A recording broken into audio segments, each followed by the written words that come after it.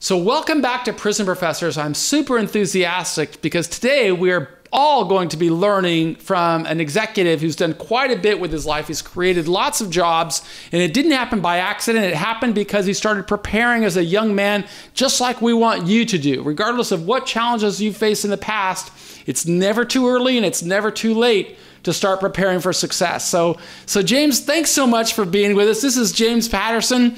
James, where are you? Where'd you come from today? Thanks, Michael. Happy to be here. So I drove down actually from Los Angeles, where I live. So James is with us. We're down in Laguna Niguel, California, and we're just going to have a conversation about steps that people can be taking to prepare for success. And we're going to learn from somebody who doesn't talk about it, but somebody who did it. So James, tell us about your background. Where did you grow up? So I grew up in the Boston area, so a suburb north of Boston called Lynn, Massachusetts. There's a university there, right? In Lynn? I think there's a UMass campus. Yeah. UMass, yeah. I did some criminal justice work with UMass Lynn. So I'm familiar with the city. Nice. So yeah, I grew up there, lived there all my life until I went off to college when I was 18 years old. And what kind of student were you when you were growing up? So I think for me, school was one of those things where I was probably more of a non-traditional learner. During school, I think in retrospect, I was sometimes a little bored.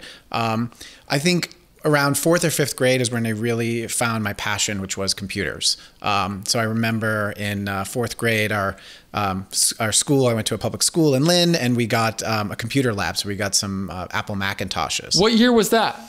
So that would have been probably around 1988, 89. So right around the time I went to prison. Okay. Yeah. I went to prison in 1987, just at the start of the computer, I guess, revolution. Yeah. And you were learning on, I guess it would have been the Mac at the time, or was it the Lisa? It was before Mac. It was the Apple II. The Apple II. Yeah.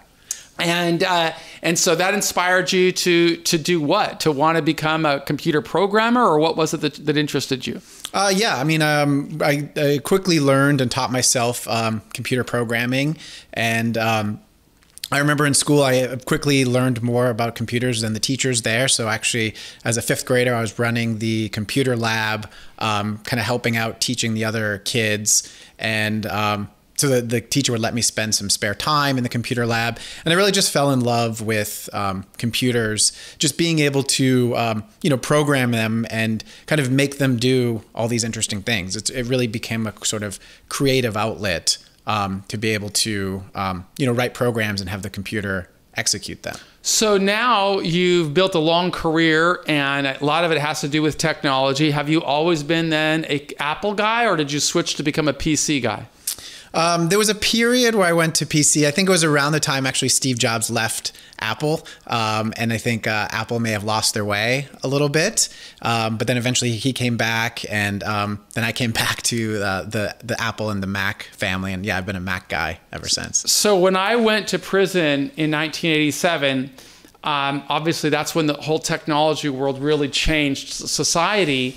And I tried to learn as much as I possibly could by reading, but learning about technology by reading is kind of like learning to play tennis by reading. You can read a lot about it, but unless you're playing with it, you don't really learn too much about it. And I certainly didn't know. I knew that I didn't know a lot about technology. When I got out of prison, I said, okay, well, what am I going to be? Because I understand there's just like these two different languages, PC and Apple. And I decided to get everything Apple because I just heard it was the easiest thing. So everything you see me doing in these videos is all done on like Apple related products. Tell us a little bit more about the evolution of your career. So were you a pretty good student then after as you matured and went through high school and all? Yeah, as I said, I was a little bit bored, and I like to focus on more the things I focus on. Ultimately, I did get good grades. It was more of the I didn't do my homework, but I did well on the tests. I got accepted into Vanderbilt University to study computer science. And is that in Tennessee? There. It's in Tennessee, in Nashville. Also, as part of that, I got a scholarship from the Air Force called an ROTC Scholarship, where they paid for the cost of my university. And so after I graduated with a degree in computer science, I went into the military, the Air Force, as an active duty officer. And what were your aspirations? Was it to build a career with the military, or was that a stepping stone for the rest of your journey? Honestly, at the time, I didn't know. I think I was really intrigued. One of my favorite movies was the movie Air Force One with Harrison Ford. And I just really liked the idea of kind of the military, a little bit of adventure. I think as a young man, kind of coming out. I knew the Air Force in particular was more of the technical service. So there was a lot of opportunities for computer. One of the areas I was interested in was space as well. And the Air Force, now there's the Space Force coming out, but at the time, the Air Force oversaw the space mission. So ultimately, I didn't end up working in the space field, but I was in the Air Force was what's called a communications officer.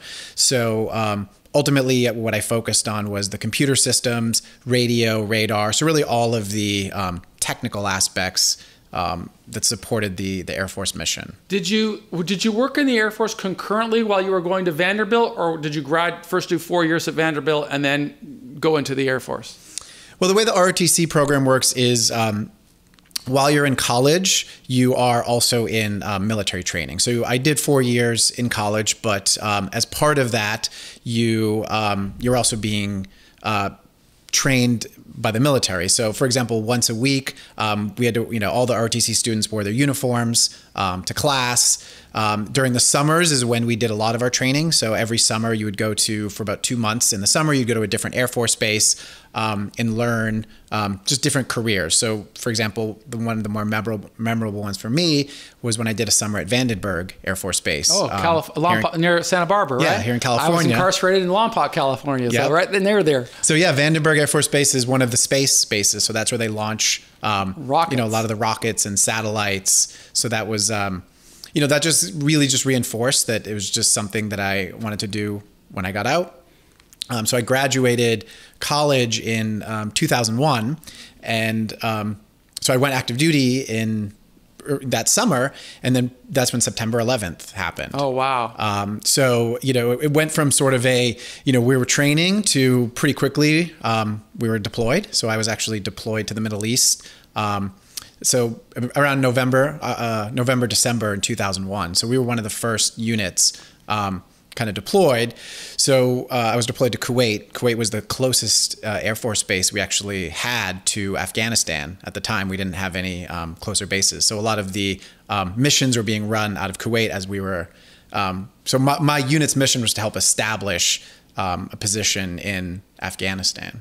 Well, thanks for your service. I know that was a huge sacrifice to be apart from your family and to work to try and protect Americans. So how long were you there? About a year. And what was your role while you were there, if you're able to talk about it? Yeah, so I was, as I said, my career field was communications. So ultimately, I was helping to build up the base. So when we got there, the base was very small and wasn't really equipped to handle the thousands and thousands of troops that were on their way. We knew in about 4 months after I got there that thousands of Marines were going to be stationed there at the base, and the base infrastructure just wasn't set up. So a lot of what I did was I actually went out into the local government, the Kuwaiti government, and contracted with local workers just to get people in to doing things like dig trenches to lay communication cable, erect communication satellite poles. So just really kind of overseeing a lot of the work to just lay the infrastructure and set up the computer and communication networks. And so the important takeaway for me, if I were still sitting inside of a jail cell or on a rack inside of a jail or a prison, and I were listening to that, I'd be thinking about what can I be doing to build the infrastructure of my life, because that's really what you can be doing right now. You may not be able to go into business or get a job or do something, but you can start digging the trenches and laying the cable that will put you on the pathway to success. What's really important is to do exactly what James just said. Don't think about what exists right now. But think about what's coming. He knew thousands of troops were coming. He knew that those thousands of troops were going to need to communicate. He knew that they were serving a much bigger mission than any single individual. And the more you think about that right now, the stronger you are going to be to overcome the enormous prejudice that you should expect to face when you go into the job market. You've got to start laying the infrastructure right now to put yourself on the pathway that will allow you to overcome. And so, James, could you just give us a little bit more insight on? You said that you had to get everything ready in communications for these thousands of people that would come. What were the outcomes that you saw, and how long did it take before you were able to get those outcomes? Well, we knew, for example, that, as I said, that we had to build up the base to support. I think when we got there, the base had a couple hundred people, and we had to build it up to support, 10 to 15,000. And that infrastructure, people. What you're talking about is like being able to do what we're doing right now. Use communications, use technology, get on the internet, communicate back to the United States. That level of infrastructure, or just telephones, everything. Literally everything. I mean, this was a patch of sand in the desert when we got there. So yeah, first and foremost is being able to communicate internally on the base, and then eventually externally. We had these big satellite trucks that were able to establish connections back to the US. So ultimately getting internet access. At the time, it was pretty slow. I think it was the equivalent of sort of a 128 baud modem, if you remember. I was in prison. How slow I heard about them. How slow that is. But, at the time, that was enough to be able to, connect back to the systems in the US and get, basically basic email. The military has a separate email system for classified email. So we needed to connect to that. So by the time you got into Kuwait, you'd finished high school, you'd finished college, you'd done a lot of training. Had you ever been in the civilian workforce? Did you ever have a job or anything like that? Yeah, so I mean, I've had a job since I was 10 years old. So my first job, actually, I was a paper boy. Mm-hmm. So I had a paper route in my neighborhood where I delivered the newspaper. The local newspaper in Lynn was called the Daily Evening Item. So yeah, I went around and delivered papers. After that, I was actually worked in a grocery store called Stop and Shop, which is a grocery chain on the East Coast. So I was different jobs. I worked in the meat department at one point. Then I was eventually a cashier. So I've continuously had a job, since I've been 10 years old. And could you tell us a little bit about some of the traits? Because a lot of times people in prison, they have to take jobs as well, that they don't recognize the relationship between what they're doing today and what that's going to be in their future. I got to imagine when you were delivering papers or you were chopping up meat or whatever you did in the meat department, you weren't thinking of being a butcher for your entire life. Tell us a little bit about how the lessons that you learned just by going to work and developing a work ethic influenced your the trajectory of your career. Yeah. I think even with the paper route, one of the things you learn is accountability. So, the paper route was one of those things where every day you had to deliver the paper. And some days you didn't want to deliver the paper. Some days it was, I lived in Boston. Some days it was really cold and it was snowing or it was raining. But if you didn't go out there and give people their newspaper, they would call up and complain. And because it's like, they're paying for a subscription to get the newspaper, and it's your job every day, no matter what the weather is, no matter how you feel, was to get out there and make sure that you delivered those newspapers.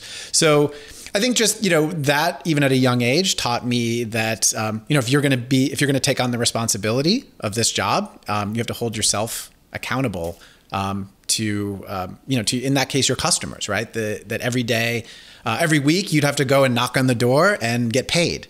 And if you didn't deliver the newspaper or they were unhappy with you, sometimes they wouldn't pay you, or they would tell you that, say, hey, I'm going to pay you this week, but you were late, kind of thing. So you got that feedback as well from your customers. So you're a 10-year-old kid, but the people are paying you money to give them a service, and you agreed to do that. So it's it taught me that sort of level of accountability even at a young age. And that's another important lesson. We spoke about infrastructure the last time I interrupted. Now I'm going to talk about what he just said is accountability. You've got to be able to lay out a pathway that's going to really help to advance this your candidacy for a job. I recommend anybody who's watching any of the work that our team at Prison Professors produces, think that you are going to face enormous challenges when you come back to society. And what's really crucial is that you have a backstory. And that backstory is wherever you make it.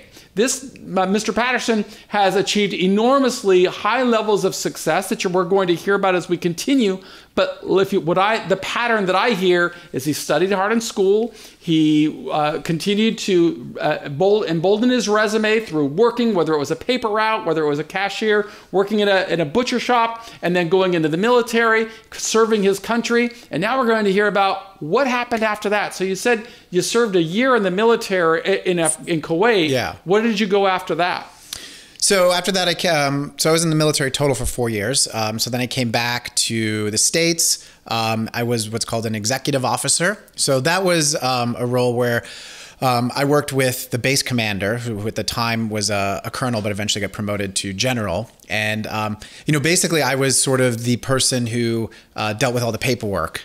So making sure that everything that hit his desk was well prepared. I had a small staff. He had 2 secretaries, and then an enlisted person in the office who's an administrator. So really just making sure that his schedule was efficient with his time, his travel schedule. And I went along with him for that travel. So you got to see a kind of a glimpse even as a young officer. So at the time I was probably 20, 21 years old. And then now you're working with someone who's a general. And you're seeing what their life is like, and they've worked their way up through the ranks, what their day-to-day, you're really managing their day-to-day schedule. So you're seeing how someone operates, at a really high level, and really what it takes a full team effort. So, what I learned there, which was really interesting, and I took later in my career, especially as I eventually went on to be an executive and eventually a CEO, is you really need to have a really good team around you. So anyone who is in these high-level positions, what they really have is a really good team that's behind them, helping them stay organized, stay on task. It really was useful to be able to be on that team eventually later in life when I was leading those teams. And did you know what you wanted to do when you concluded your journey in the military? Well, I knew that I always knew that I was interested in computers. So even again, in the military, my focus was on communications and computers. When I left, what I really liked was working at startups. So the military was think of the military as probably the biggest company, right? It is a part of the federal government, but it operates as its own, if you think of it as a company, it's millions of employees. So it's big, and you're part of a big mission, but in a way you're a cog in a wheel, right? You have a small part in a big mission. I really like the idea of doing something where you were on a much smaller team, where you could have a bigger impact. So that's what attracted me to finding a company that was just really, really small. So I ended up joining a very small company in Boston called Rapid7. How did you discover that company? Well, wait a minute. Before we get there, because this is about 20 minutes and we're recording on higher, I don't know what you'd call it, but higher quality cameras. So they only have like a 30-minute limit. So I think I'm going to break this up into 3 20-minute segments. And I think in the next segment, I'd love for you to tell our audience about why you chose that company, whether options were available for you, how you sold yourself in getting into that company, and then what you learned on that company and how it positioned you for other stages as your career evolved. Is that all right? Yep. Great. So we've got 3 parts with James Patterson, an individual who built companies from the ground up, an individual who was a CEO of a company, a job creator. And I know that I would have learned a lot from him when I was in prison. And you can see I'm still trying to learn a lot from people in prison. But what you should be learning is that you can start building your own infrastructure today. Learn your math, develop your math skills so they go to a higher level, because the more math you learn, the bigger position, the more opportunities you're going to create for yourself. Develop your communication skills by choosing the books that you're going to read, developing your vocabulary, developing your critical thinking skills, and be skillful in being able to respond to questions. James has no idea what I'm going to ask him, but it makes no difference because he's a great communicator, and that's what we want you to be when you get out of prison as well. So we'll be back with the next episode of our interview with James Patterson in just a moment.